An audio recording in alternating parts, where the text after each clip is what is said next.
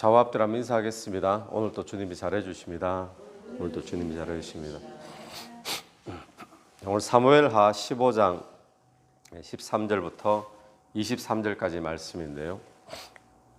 이 압살롬이 이제 아버지 다윗을 반역하는 그런 장면이 나타나고 있습니다. 그런데 이 압살롬의 반역이 얼마나 심각하게 이 다윗의 왕권을 위협했는지 그것을 오늘 본문이 보여주고 있는데, 근데 사실 이 사건의 발단은 무엇으로부터 시작이 되었을까요? 이 사건의 발단은 이 다윗의 범죄함 때문에 시작된 겁니다. 이 바세바 사건이 있죠. 그 사건으로부터 시작이 되어진 건데, 그 사건 때문에 초래된 게 압살롬의 반역이 된 거죠. 오늘 16절 한번 보시면 16절에 왕이 나갈 때에 그의 가족을 다 따르게 하고 후궁 10명을 왕이 남겨두어 왕궁을 지키게 하니라. 이 왕이 나가면서 다 함께 갔는데 후궁 10명은 남겨뒀다 그러죠. 그리고는 왕궁을 지키게 했다라고 이야기를 하고 있습니다. 다윗의 입장에서 도망치면서까지 첩을 데리고 도망한다는 것이 어쩌면 사치처럼 그렇게 생각되었을 수도 있고요. 또 하나는 압살롬이 아무리 아버지에게 반역을 했다 하지만 이 아버지의 첩은 건드리지 않고 지켜줄 것으로 그렇게 생각을 했는데, 나중에 오늘 본문에는 안 나오지만 뒤에 본문에 어떻게 됩니까? 백주 대낮에 압살롬이 후궁들을 다 범하게 되죠. 그걸 사람들에게 알리고 보여주게 됩니다. 그런데 이 일이 미리 예언이 되어 있었잖아요. 언제였습니까? 바세바를 다윗이 범하는 간음 사건이 있고 난 다음에 나단 선지자가 나타나가지고 그때 다윗에게 했던 이야기 중에 하나가, 당신은 아무도 모르는 그런 엄란한 짓을 했지만, 아무도 모르는 가운데 엄란한 짓을 했지만, 근데 모든 사람들이 다 보는 앞에서 당신의 부인들이 겁탈을 당하게 될 것이다. 이런 예언이 지금 후에 성취가 되어지는 거죠. 그러니까 이 다윗의 간음, 이 다윗의 범죄로부터 시작된 압살롬의 반역, 이 일 때문에 다윗이 오늘 도망을 가게 되는데, 23절 오늘 마지막 절을 보시면 이렇게 표현을 하고 있습니다. 23절 마지막에 끝을 보십시오. 기드론 시내를 건너가니 건너간 모든 백성이 어디로 향한다고요? 광야 길로 향하니라. 광야 길로 향하니라. 이 광야 길로 향하게 된 것이 무엇으로 비롯됐다고요? 다윗의 범죄함 때문에. 그러니까 오늘 우리가 기억해야 될 한 가지 말씀은, 우리가 하나님 앞에 범죄함이 있게 되면, 또 하나님을 멀어지게 되면, 또 하나님을 떠나게 되어지면 하나님께서 우리를 어디로 몰아넣으시는가 하면 광야 길로 몰아넣으실 때가 있다라는 것을 보여주고 있습니다. 다윗에게 있어서 광야 길, 어떤 길이겠습니까? 다윗은 광야 생활을 참 많이 했던 그런 사람 중에 한 사람이죠. 다윗에게 광야 길은 어떤 길이었는가? 어렸을 때는 늘 양을 치고 목동으로 생활하는 곳이 광야 길이었죠. 또 나중에 성장해가지고는 사울 왕을 피해가지고 10년 동안 도망 다니던 곳이 광야 길이었죠. 왕이 되어서 왕궁에 있다가 하나님이 다시 그를 광야 길로 지금 내몰고 있는 거예요. 무엇 때문에요? 하나님께 대한 범죄함 때문에. 자, 그러면 이 광야 길은 목동으로 있을 때, 또 사울 왕을 도망쳐 다닐 때, 이때 다윗의 영성은 어땠을까요? 그때 다윗의 영성은 최고였죠. 하나님과의 관계가.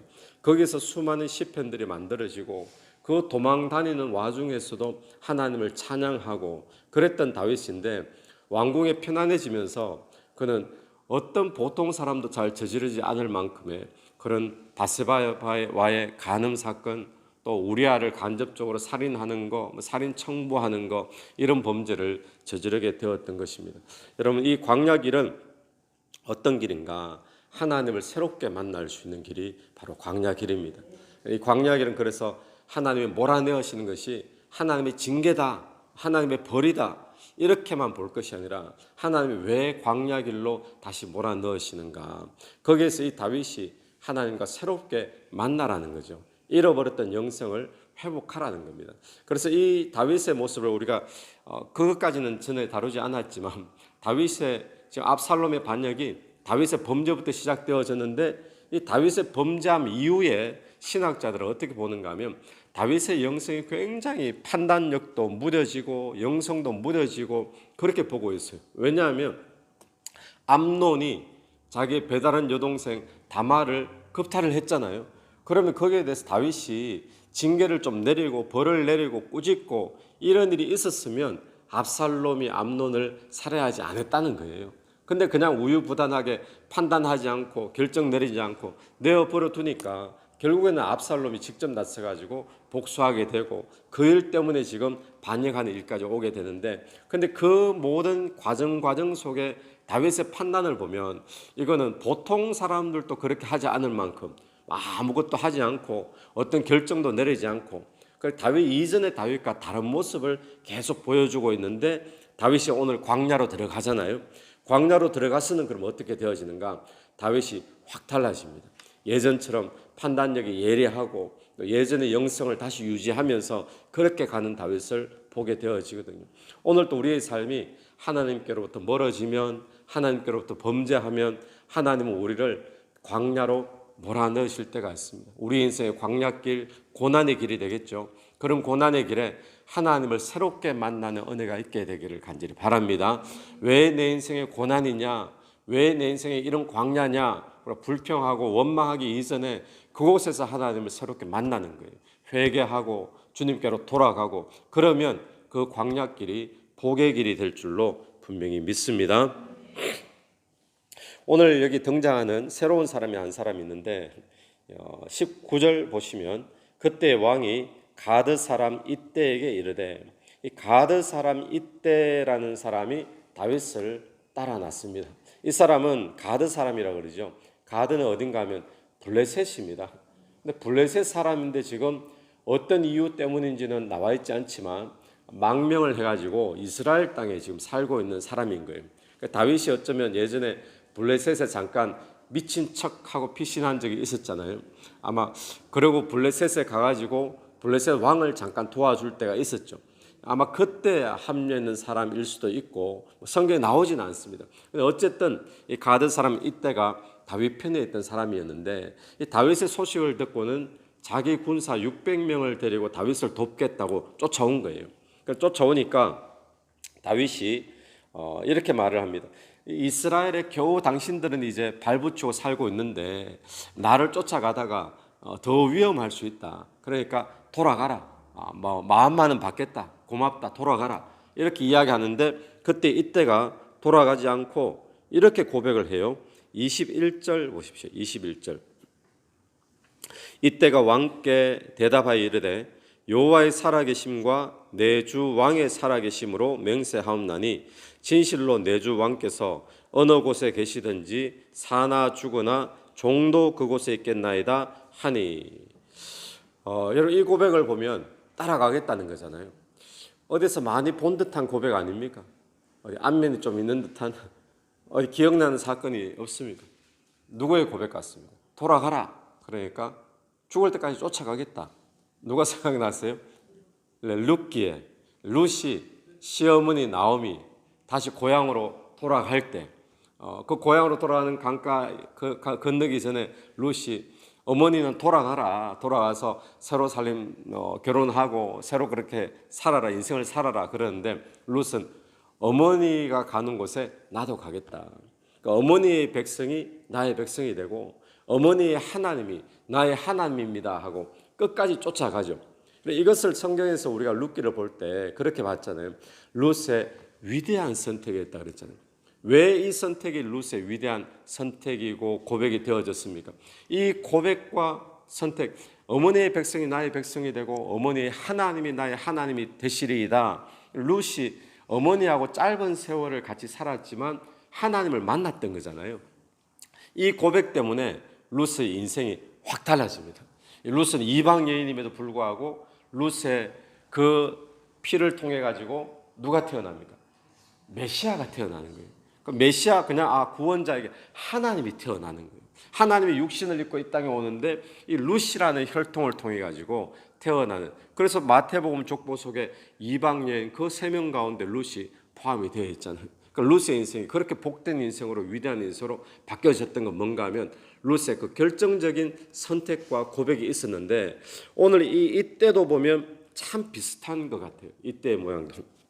이때가 뭐 제정신에 그랬는지 아니면 뭘 알고 이런 고백을, 다윗 편에 서겠다는 고백을 했는지는 알 수 없지만, 이때가 사나 죽으나 내가 왕을 쫓아가겠다, 같이 죽겠다, 이렇게 인생을 다윗에게 딱 붙여가지고 결정을 내린 것, 이것은 이때에게도 참으로 위대한 선택입니다. 왜 그럴까요? 왜냐하면 이 룻과 마찬가지로 이 다윗에게 하나님의 약속이 흐르고 있는 사람이거든요. 이 하나님의 약속이 흐르는 다윗의 자기 인생을 다 갖다 붙였다는 거예요. 그러니까 룻도 마찬가지인 거죠. 여러분, 오늘 저와 여러분이 뭘 선택하느냐, 우리가 뭘 붙잡을 것인가, 우리가 선택해야 될 것들이 참 많이 있잖아요. 이때 입장에서 세상적인 관점에서 보면 지금 대세가 어디로 기울고 있습니까? 다윗입니까? 압살롬입니까? 압살롬으로 기울고 있잖아요.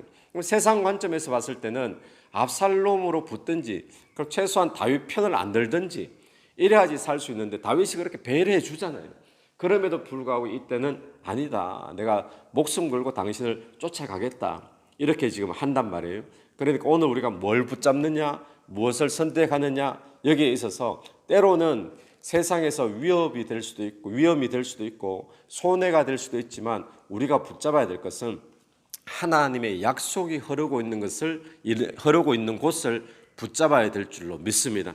또 하나님의 은혜가 흐르고 있는 거기를 붙잡아야 되는 거예요. 그 세상 관점에서는 이게 아니라 지금 대세가 이쪽이다, 그렇지만 하나님의 약속이 있는 곳이 있거든요. 오늘도 마찬가지입니다. 뭘 선택할 때 하나님의 은혜의 기둥이 잡혀 있고 하나님의 약속의 기둥이 서 있는 그런 일들이 있고 그런 어떤 일감들이 있죠. 그런 사람들이 있죠. 여러분, 거기에 저와 여러분의 인생을 붙이게 되기를 간절히 바랍니다.